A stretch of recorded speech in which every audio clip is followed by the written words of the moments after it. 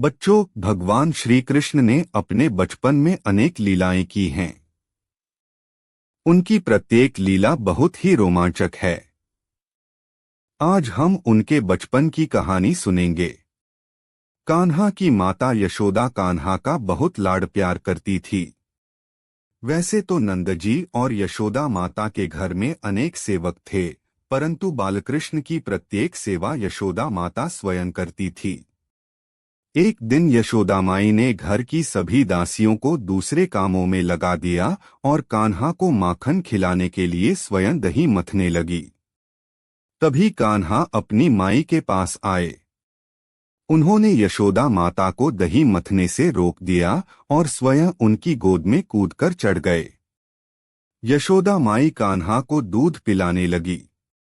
उसी समय चूल्हे पर रखे हुए पतीले में दूध उबलने लग गया। वह देखकर माई ने कान्हा को अपनी गोद से उतारा और वे दूध का पतीला उतारने के लिए चली गई। यशोदा माता छोड़कर चली गई। यह देखकर कान्हा ने एक पत्थर उठाया और पास रखी हुई मटकी पर दे मारा। मटकी फूट गई और दूध दही भूमि पर फैल गया। उसके बाद कान्हा रोने लगे और दूसरी मटकी से माखन खाने लगे। वहां पर आए बंदरों को भी माखन खिलाने लगे। यशोदा माई वापस आई। कान्हा की करतूत देखकर वे छड़ी लेकर कान्हा के पास पहुंची। कान्हा ने माई को देखा तो वे भवन के पीछे के दरवाजे से भागे। यशोदा माई उनको पकड़ने के लिए पीछे भागी।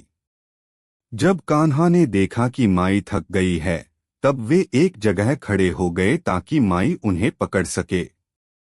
माई ने कान्हा को पकड़ लिया और वे कान्हा का हाथ पकड़कर उन्हें डांटने लगी। उसके बाद माई ने कान्हा को बांधने के लिए रस्सी मंगाई और उन्हें उखल से बांध दिया और वे अपने काम करने चली गई। परंतु वे तो कान्हा थे। उन्होंने देखा माई अपना काम कर रही है, तो उन्होंने भी अपना काम करना आरंभ किया। उनके भवन के बाहर यमलार्जुन के 2 वृक्ष थे। नारद मुनि जी के शाप से नलकूबर और मणिग्रीव नामक यक्ष यमलार्जुन के वृक्ष बन गए थे। उन्हें शाप से मुक्त करने के लिए छोटे से कान्हा उखल को खींचते हुए नंदभवन के बाहर आ गए। उन्होंने उखल को दोनों वृक्षों के बीच में फंसाया और जोर से खींचने लगे।